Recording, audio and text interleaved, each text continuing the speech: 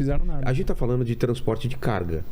E esse lance legal que você tem quando você vai na Europa e tem de turismo, de passageiro, de não sei o quê, e trem-bala. Pô, imagina ter um trem-bala, né? Aquela história não tinha uma promessa na Copa do mundo aqui do Brasil, ia ter um trem-bala do Rio a São Paulo. Rio São Paulo, exatamente. Eu acho que ele não tá pronto ainda. Eu acho Eu também acho. Tá pronto? Não, acho que não. Quantos quilômetros tem pronto dele? 0, eu acho. Então, e por que a gente não tem trem-bala, não tem transporte de passageiros também, que é uma coisa legal, né? Isso é uma coisa legal e eu vou te falar. É uma coisa que está no meu plano de governo. A gente vai ter trem de passageiro. Pô, tomara, cara. Imagina que legal. Sabe qual é o lance do trem de passageiro? É o seguinte, tudo no final das contas é uma questão de modelagem. Só aproximar aqui, porque ele fala baixo, né? Então, vou aproximar mais... Aqui a gente modula, viu? Mas se eu quiser falar alto aqui, a gente... Não, calma. Dou uma o cara me dá o martelo do Thor, né? Barítono aqui. Barítono. Aliás, pô, o telefone ali é maneiro pra caramba. Das antigas. Eu tô vendo ali a corneta também, né? Telefone é uma coisa também que mudou de quando era criança pra cá. Você sabe o preço que de uma linha telefônica era o preço de um carro, não era? Mas teve outro dia num debate aí um camarada que defendeu a volta da Telesp. Deus me livre, cara. O cara falou mal da privatização da telefonia. Plano de expansão da Lembra? Você ficava numa fila, gastava uma nota. E custava assim um fígado, né? Era presente de casamento. Ó, filho, vou te dar um telefone como presente de casamento. Teve gente que dava parte de pagamento de casa um telefone. É mesmo, né? Como entrada de casa. Como entrada de casa o telefone. Mas o que a gente vai fazer? A gente vai fazer os trens de passageiro voltarem para São Paulo. A gente quer fazer o Campinas-São Paulo. Aliás, não tem justificativa por isso não ter saído até agora. Tá fácil fazer, porque o mais importante está lá. Você já tem a faixa de domínio, né, que é a área ferroviária liberada. Você já tem os trilhos lá postos. Você só precisa recuperar isso.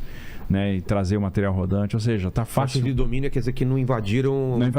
A linha tá lá preservada, ela tá lá duplicada, então eu tenho a linha de carga, eu tenho uma linha para passageiro do lado. Tá fácil fazer. O investimento, assim, ele se paga, porque tem demanda, né? Vai ser um trem de alta velocidade? É isso que eu falo. Não, vai ser um trem de média velocidade, mas é um trem que vai rodar a 120 km por hora. Para você vencer 80, 100 km, você vai fazer o seu percurso em 1 hora. Então, você trabalha em São Paulo, dorme em Campinas. Tranquilo. Chegou em Campinas, você leva esse trem para Americana. Chegou em Americana, você leva esse trem para Limeira. E por aí vai, você vai crescendo. Esse é média velocidade até 120. Média velocidade. Alta velocidade até 160 você consegue fazer. Talvez você não consiga desenvolver pelo tamanho do percurso. Talvez você tenha que operar ali com 100, 120 km por hora. O outro você vai fazer Sorocaba, São Paulo, São José dos Campos. Dá para fazer São Paulo, Baixada Santista. Então esses são os primeiros que a gente tem que atacar. Aí pegou o gosto pelo transporte passageiro, aí a coisa começa a crescer. E o que é importante entender? É que no final das contas, na modelagem, o que vai botar um trem desse de pé não é a tarifa. É a tarifa associada à exploração imobiliária. Por quê? Porque o que acontece? A exploração imobiliária gera muito mais receita do que a tarifa. Mas ao redor das estações? Ao redor das estações, a estação tem que ser um centro de negócio. Você vai na Europa, você vai ver isso. Tem um mini shopping. A estação tem um shopping, tem prédio, tem os escritórios, tem o laboratório, tem o banco, tem a faculdade. Não é simplesmente uma estação, como é aqui. Aqui você tem o custo da desapropriação, você constrói a estação e a estação é só uma estação. Exato. É só um local de transbordo de passageiro. Então você tem que explorar ao máximo essas questões, a estação, né, a operação imobiliária, para gerar receita e fazer com que essa receita ajude a botar o investimento de pé.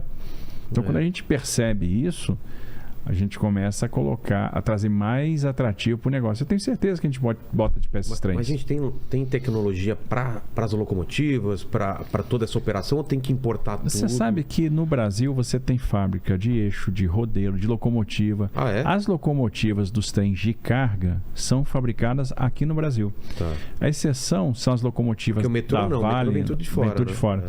As locomotivas da Vale, lá que são aquelas que puxam os trens de carga da Vale, que aí são trens de 300 carros, 330 carros, é um negócio brutal.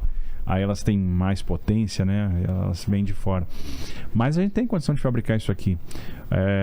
E é talvez diesel ou diesel elétrico? elétrica. Diesel elétrica. barra elétrica?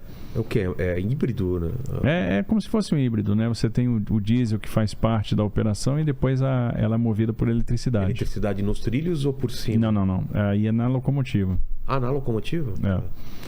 E no final das contas, você tem, num primeiro momento, a necessidade de importar material rodando de fora, mas depois você começa a fabricar isso aqui. Não tem mistério nenhum, a gente tem indústria para isso.